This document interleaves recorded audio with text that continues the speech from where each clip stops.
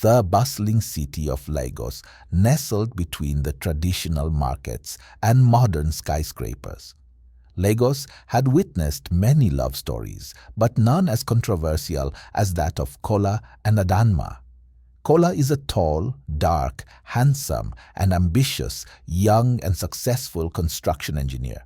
He was the envy of many, a rising star in his profession with a booming career and an impeccable reputation. He was charming, smart, and driven.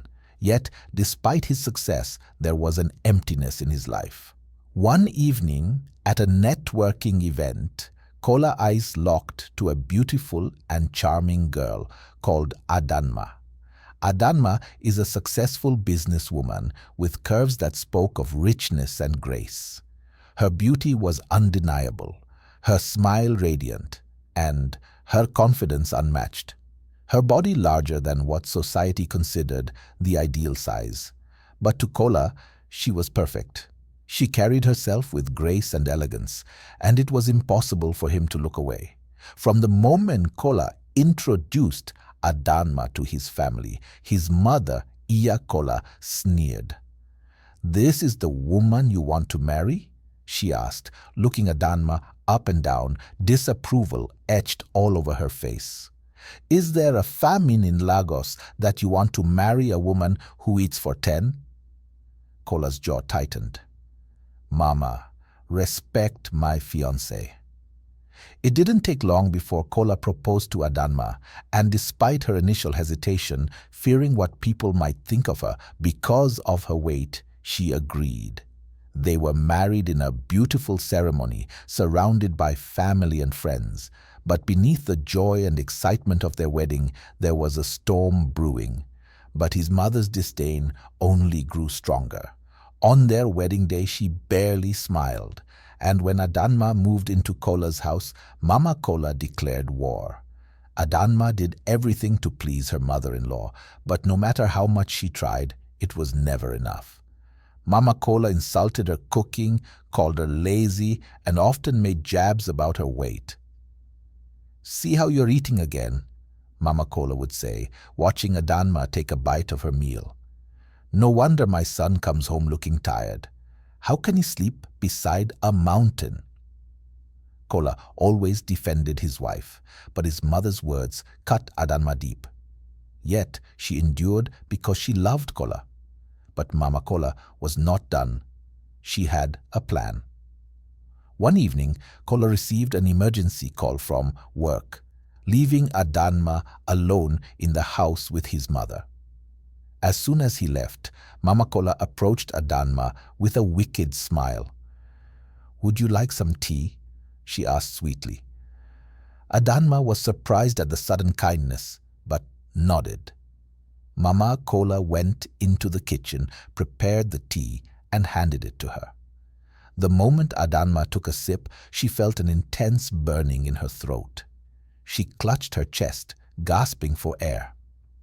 "What? What did you do?" she croaked, falling to the ground. Mama Kola smirked. "You're an obstacle to my son's future. If you die, he will marry a real woman." Just as she was about to lose consciousness, the front door burst open. Kola had forgotten his phone and returned just in time to see his mother standing over his wife's struggling body. "Mama!" Kola roared, rushing to Adanma's side. He grabbed her and rushed her to the hospital. The doctors worked tirelessly to save Adanma. Kola was beside himself with anger and fear. He confronted his mother at the hospital.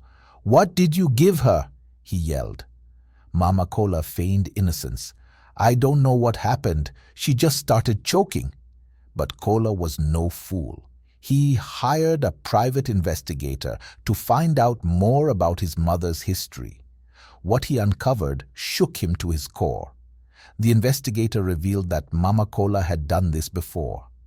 Many years ago, Kola's father had fallen in love with a plus-sized woman too, but just a year after marriage, she mysteriously died. Poisoned.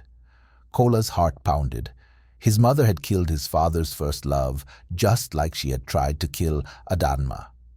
He stormed into his mother's home, his hands shaking with rage. "Mama, did you kill my father's first wife?" he demanded. Mama Kola's face went pale. "Kola, don't believe. Answer me!" Tears formed in her eyes, but then she straightened. "I did it for his own good, just as I did for you. A man must have a wife that makes him proud, not one who embarrasses him." Kola stepped back, disgusted. "You're a murderer." Adanma survived, but the poison had long-term effects on her health. Kola, enraged, reported his mother to the authorities.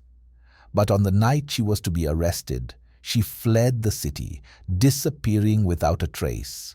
Months passed, and Kola and Adanma worked on healing, both physically and emotionally. But then one night they received a letter. It was from Mama Kola.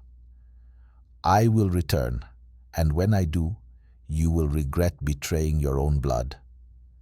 The message sent chills down their spines.